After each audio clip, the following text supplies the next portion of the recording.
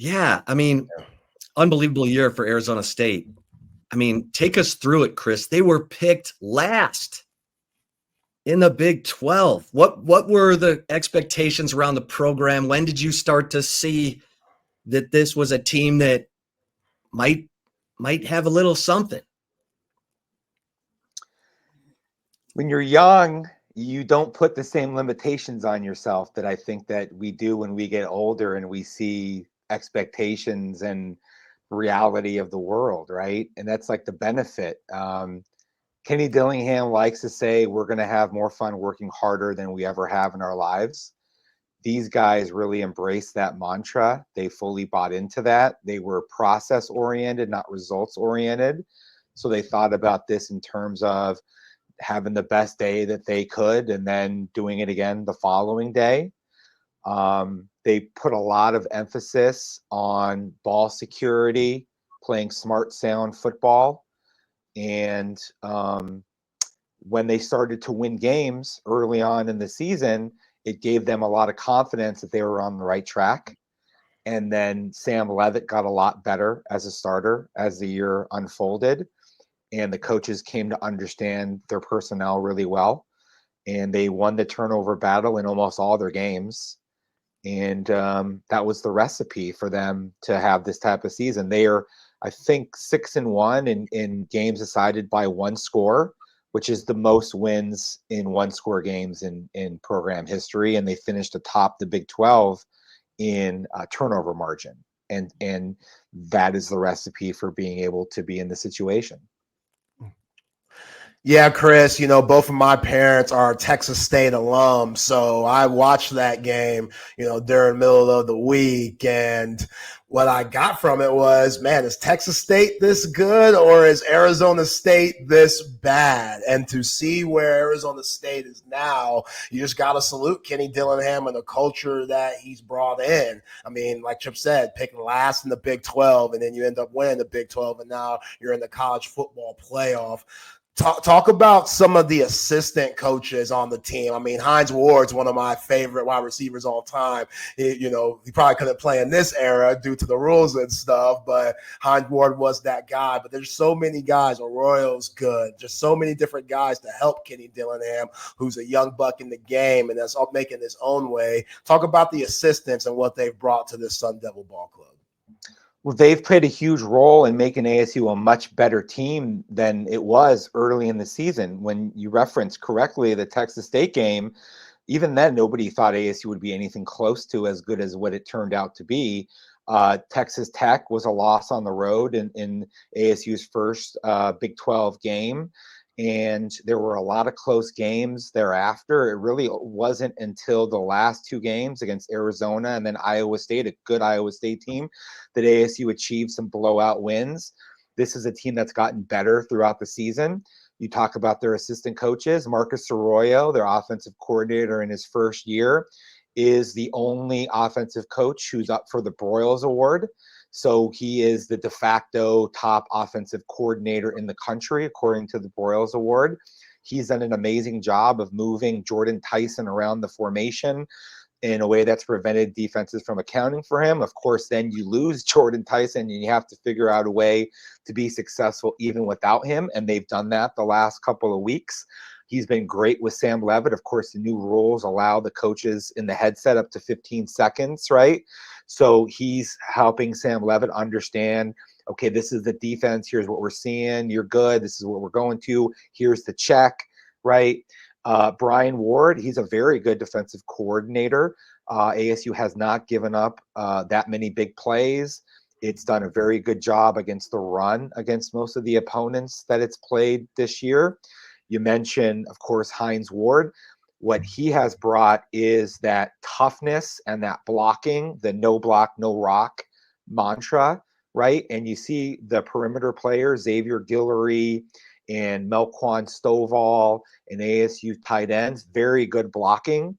And that's partly what's enabled this team to overcome the absence of Jordan Tyson is those guys are still hunting for work and putting guys' noses into the ground. And that's allowed their screen game to be successful and some of their other passing concepts. Sean Aguano, their running backs coach, who was the interim head coach after Herm Edwards left. He's had great running back production every year that he's been at ASU. Benjamin from Texas, you guys are probably familiar with him, the high-profile type of a guy. He got it with Xavier Valladay, who was a transfer from Wyoming, 1,000-yard rusher. Before that, Rashad White, of course, is playing in the NFL as a starter for Tampa Bay, and now Cam Scatterbo. And then I would say, very importantly, he almost shouldn't even be mentioned this late in my response to your question, but Sanga Tuitele, as an offensive line coach coming from Fresno State, has rebuilt that group in his image in a way that's given them potency at the point of attack and also a very good overall pass protection for Sam LeVIT as a redshirt freshman quarterback. Chris, Cam Scatterbo is a fascinating story. I mean, he was not, it's hardly recruited, goes to Sacramento State. Who's responsible for getting Cam Scatterbo to Arizona State? And talk about the jump that he made from last year to this year. Yeah, that was, again, Sean Aguano wanted him. Sac State, he was one of the better FCS running backs in the country. I think he was like 4th or 5th in rushing yards at that level, but it's a huge jump, Sacramento State to ASU. And really last year, he was a solid, good player. But there were frank conversations after that season between Dillingham and Scatterbo where he said, you're not an NFL running back right now. You have to get more athletic, better body. You have to be lighter, leaner, because he wasn't running away from anybody. Yeah, he had good contact balance and he was able to get hard yards, but he wasn't breaking off big gains. There were very few explosive runs of more than 15, 20 yards for ASU last year. That changed in a major way because he lost 15 pounds. He dropped a whole bunch of his body fat percentage. And so now he's able to, when he gets on the second level, he can escape some people. He can make you miss a little bit better. You can throw the ball very successfully out into the perimeter, and he's got some wiggle, and he's able to get quickly up the field. The Big 12 has never had anyone rush for 1,500 yards and receive for 500 yards until Cam Scatterbo. That is a stunning stat when you think about it, right? And he's the first ASU player in history to have 2,000 scrimmage yards. So you put that together, and it's easy to understand why he was 5th in the Heisman Trophy voting this year. In my vote, I had him 3rd behind Ashton Genty as the only running back that I thought was superior. Yeah. Chris, Sam LeVIT, Big 12 Freshman of the Year. The guy's gotten better every single game, and he's a true dual threat. Like, talk about toughness, just going back and watching that Iowa State game. He made multiple plays with his legs and also made some big-time throws. Just talk about the growth that you've seen in him and the situations that Dillingham and Arroyo have put for him to be successful this year. Ultra competitive, smart, tough, had a rib injury, cracked rib, in fact, missed only 1 game plus a bye with a cracked rib. Scatterbo ran the wrong way on a 4th and 1 in a critical situation against BYU late in the season. Sam LeVIT got in his face and said, you better get your head screwed on right, because we need to win this game. And he's a redshirt freshman starting for the first time. And that is the leadership type that I don't think that I've seen at ASU in recent decades, from a young first-year starting quarterback saying those types of things to a senior. And his physical tools are very impressive. He has an NFL caliber arm. He is a very good athlete.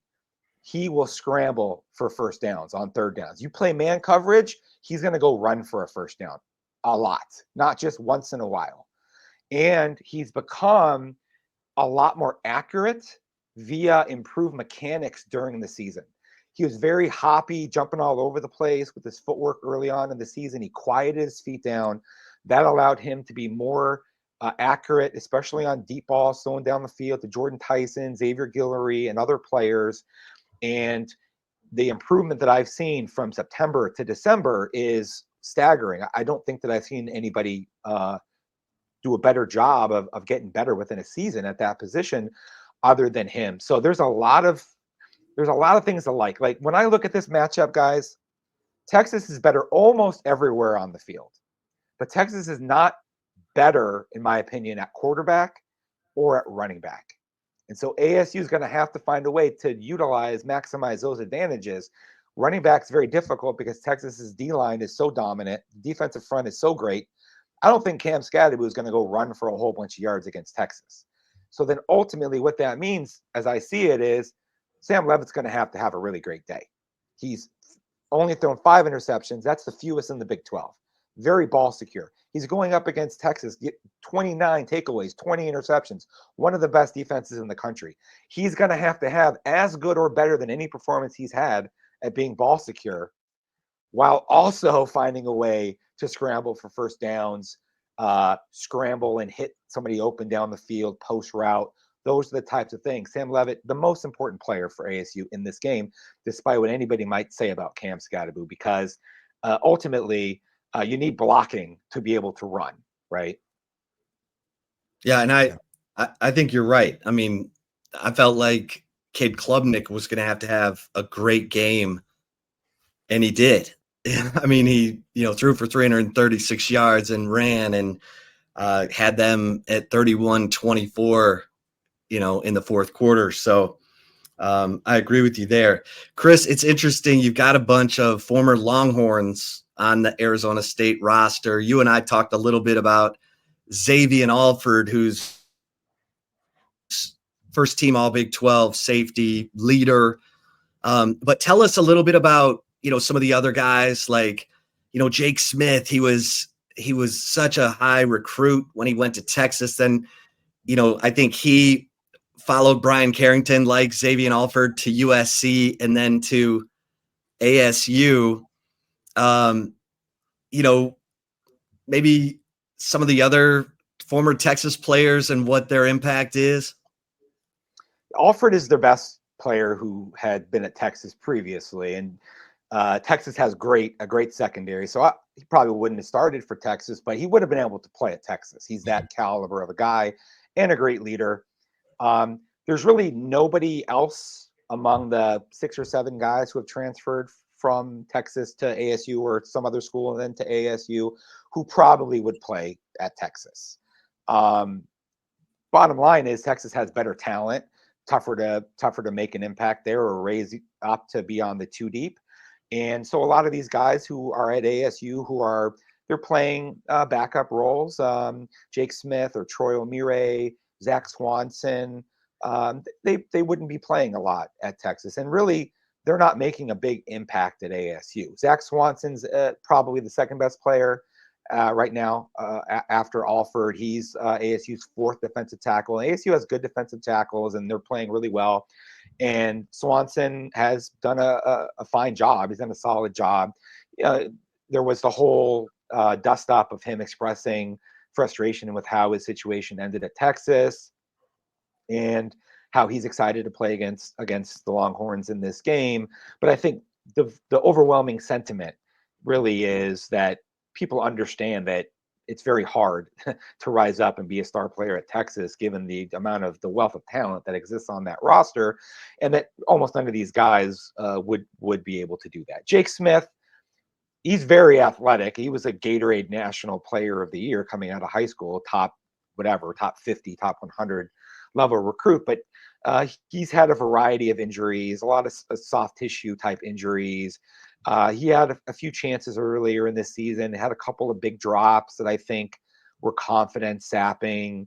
And then he had a hamstring issue more like towards November, which I think also has been a factor. But he might play a role in this game. Troy O'Meara might play a role in this game. Currently, that's like their 4th and 5th receivers on the team right now. So it's not beyond the realm of possibility that either of those guys or Zach Swanson ends up making some important plays in this game. You know, Chris, not too many 90s babies are coaching at the Power 4 level, yet alone getting their team to a college football playoff like Kenny Dillingham is. That's a big reason why, I love him so much, because he's very close to my age. And the dude just has a different type of fire and energy.